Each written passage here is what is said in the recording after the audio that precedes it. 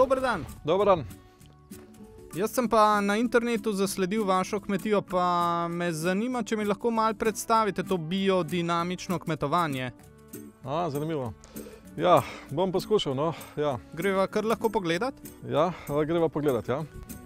Naša kmetija zavzema vse skupaj dobrih 40 hektarjev. Ukvarjamo se z zelenjavo, jagodami in živinorejo. Okrog 30 vrst zelenjave, 25 do 30 arov jagod in pa okrog 40 glav živine. Biodinamika pomeni najvišja kvaliteta pridelave hrane na svetu. To je še več od ekološkega, ne pomeni samo odsotnost strupov, pomeni tudi prisotnost živega. Torej to, kar je v teh plodovih, ima še svojo energijo, ki da vse potrebno za zdrav razvoj človeka, tudi za njegov ki je danes še kako potreben. Sama strategija od vil do vilic predvideva, da bi leta 2030 bilo v Evropski uniji 30% ekoloških kmetij. Vsekakor pa tu ne gre za neko izključevanje, samo ocenjujem, da bo tudi v prihodnje v splošno konvencionalno kmetijstvo tisto, ki bo še vedno preskrbelo za velik del hrane. Ekološka hrana pomeni tudi dobrobit živali, torej da so živali odzunaj, da so vsaj v izpustu, če že drugega ne, nikakor pa to, kar je zaprto v hlevih, jaz temu rečem zapor. Te kokoši niso samo domače kokoši, so kaj več, so ekološko oziroma biodinamične kokoši in imajo non-stop noge na travi. Kaj to pomeni? To pomeni, da imajo dovolj prostora oziroma da ni prevelika obremenitev. Če bi bilo preveč kokoši, tu ne bi bilo to noter na trave. Za nekoga smo kot ena vrste filozofi, ampak s tem je začel znanstvenik, filozof, res Rudolf Steiner, že leta 20 oziroma še prej, več kot 100 let nazaj. Tako da vsak planet ima določen vpliv na določeno rastlino in posledično potem to vpliva na človeka, na rastline in živali. In mi upoštevamo vse te elemente in to se odraža potem na zdravi hrani in pa na zdravju ljudi. Biodinamična hrana je tudi bolj okusna, pravite? Probam, da poskusite, pa da slišim, kaj boste rekel na to. Če je drugačna kot pa iz trgovine. Zelo naravno sladka. Ja, tako, no, tako da to je čisto nekaj drugega, ja. To je ena vitalnost, ki je druge ni. Prebral sem, da ste prejeli priznanje Evropske komisije Rural Inspiration Award in tudi mednarodno nagrado za upravljanje z zemljišči in tlemi, ki jo podeljuje Evropska organizacija lastnikov zemljišč. Ja, te nagrade so res nekaj največ, kar mi pomeni. To pomeni priznanje za življenjsko delo, zame, za mojo družino, za okolico in za vse te, ki podpirajo to biodinamiko in ekološko kmetovanje. Mislim, da kaj več se pa res ne da dobiti. Tole jagodo, ki smo jo prej probali, ima čisto drugačen okus, kot pa to, kar se dobi v trgovinah, ne. predelan na ne tak način, kot je to. Tako da to so priložnosti za slovenskega kmeta, za mlade, za vse tiste, ki ne vejo, kaj bi počeli na podeželju, ki se zarašča, ki žal kmetije manjše propadajo. To je ravno priložnost za majhne kmetije. Ja, pa koronavirus jemljem kot nekaj pozitivnega, čeprav se to malo čudno sliši, ampak vendar vse slabe stvari, ki se dogajajo v življenju, imajo tudi nekaj pozitivnega. V našem primeru je bilo to še večje povpraševanje po tej hrani. Ljudje so začeli vse bolj prepoznavati tako hrano, tako da težav s prodajo nimamo. Nasprotno, pomanjkanje je tega in ali je preveč ljudi oziroma mi premalo predelamo. Skratka, to je priložnost še za ostale. Zavedati smo se začeli, kako pomembno je, da imamo hrano dostopno, ne samo, da jo proizvede nekdo na drugi državi ali celo v Južni Ameriki, ampak da je proizvodnja širom po Evropi razširjena, da imamo tudi to tako imenovano lokalno oskrbo, se pravi, da imamo proizvodnjo čim bližje svojega doma. To tudi zagotavlja kvalitetnejšo hrano. To je tudi eden od ciljev strategije od vil do vilic, da bomo imeli čim kvalitetnejšo, čim bolj svežo hrano. Evo, gospod, izvolite, to je v tem začetku samo to, ker je začetek sezone, ampak nekaj malega pa je.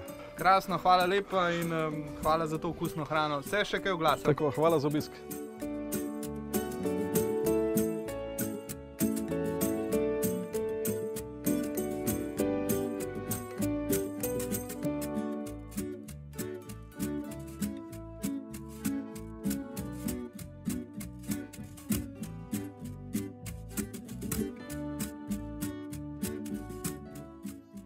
Dober dan. Dobar dan, živijo. Jaz sem pa na spletu našel vašo sirarno. Mi jo mogoče lahko malo razkažete? Lahko, normalno, kar naprej. Hvala. Ja, danes je naš standardni ponedeljek. Danes delamo poltrdi sir. V tem kotlu v bistvu zdaj glih čakamo, da sir koagulira. To pomeni, da se beljakovine v mleku sprimejo v tako strukturo enega zelo čvrstega pudinga. Lahko že sire si kje ogledava mogoče? Ja, seveda, lahko gremo pogledati, lahko gremo v zorilnico pogledati. Če bo dosti dolgo čakala, bi bo še videla, kako zorijo. No, krasno. To pa je nekaj sira. Ja, nekega je. To je približno naša 3-mesečna proizvodnja tega zorejenega sira in v 3 mesecih nekje dozori in pač postane tak, kakršen ga želimo prodajati. Mi smo že od začetka, v bistvu zadnjih 10 let, ja, letos bo v bistvu 10 let, kar sem jaz kmetijo prevzel in smo bolj začeli tudi na ta način jo razvijati. Pokoristili predvsej evropskih sredstev, oziroma pač to je kombinacija slovenskih in evropskih, s programa razvoja podeželja. Začelo se je v bistvu z izgradnjo hleva, ker smo ga morali posodobiti, dograditi.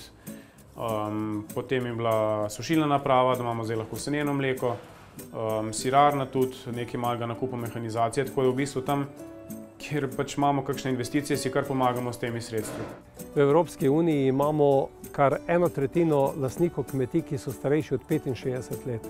55% lastnikov kmetij starejši od 55 let in samo 6% mlajših od 35 let. Zato se ukrep Mladi prevzemniki podpira še izdatneje v prihodnosti. Druga velika veja teh podpor gre v smeri prenosa znanja in tudi digitalizacije. In v teh segmentih običajno so ti mladi kmetje najbolj napredni, tudi sami zelo stavijo na ta stil sonaravnega kmetovanja in z sodobnimi tržnimi pristopi potem tudi ustvarjajo dodano vrednost tudi na manjših kmetijah. V Sloveniji recimo nasploh je manko ekološke hrane ogromen. Preko 80% ekološke hrane se uvozi in tu je tudi v bistvu en potencial, ki ga seveda se jasno tudi splača izkoristiti. Ko po nekaj mesecih prerežeš koluč sira, pa pač ga vidiš, povohaš, si rečeš, wow, to je to. Krasno. No, tu je pa še ena specialiteta, ki je sploh še ne prodajamo. To je pa v bistvu naš staren sir, ki ga zdaj pripravljamo za prodajo. In je tale star že v bistvu leto pa 3 mesece, tako da lahko pa malo poskusva, kaj se po siru zgodi še po enem letu, ko zori. Prosim. Krasno, hvala lepa. Ta sir ni več tak gumast oziroma mehek, rata bolj čvrst, ampak aroma pa okus sta pa neprimerljiva. Odličen je. Koliko priznan, pa sama zlata. Smo jih že kar nekaj dobili, res. V bistvu eno zelo veliko priznanje je bilo leta 2016, ko sem bil izbran za inovativnega mladega kmeta. To je bilo v bistvu ena, jaz bi rekel, kar ena največja nagrada, ki sem jo v življenju dobil. In je pomenila tudi veliko odskočno desko za naprej za naše delo, ker ko si enkrat dobiš tak naziv in seveda dobiš tudi veliko medijske pozornosti, je veliko lažje na trgu v bistvu širiti ponudbo oziroma širiti prodajno mrežo. In seveda to smo z vsemi 4 zagrabili in nam je to dobro uspelo. To je ta naš, ki je dobil ta naziv inovativni jogurt leta. Pa steklena embalaža, povratna embalaža. Mi imamo vse te stvari, ki se dajo pomivati, v bistvu naknadno napolniti vse v steklo, od skute do jogurta, do mleka, sirotke, masla, vse to. Krasno, zelo ekološko. Recimo en velik prispevek k temu, da zmanjšujemo količino odpadkov, je tudi naša povratna embalaža. Mi smo se 2 leti nazaj odločili, da gremo v steklo, se pravi vse plastične lončke in plastenke smo zamenjali za steklene. Edino, kar še pač pakiramo v vakuumske vrečke, so siri.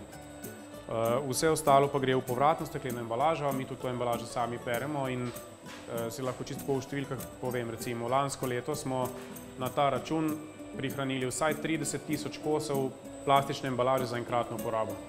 In to je v bistvu prispevek, ki lahko vsak od nas dolgoročno v bistvu začne se odloči danes, ne bom več kupoval v embalaži za enkratno uporabo oziroma čim manj.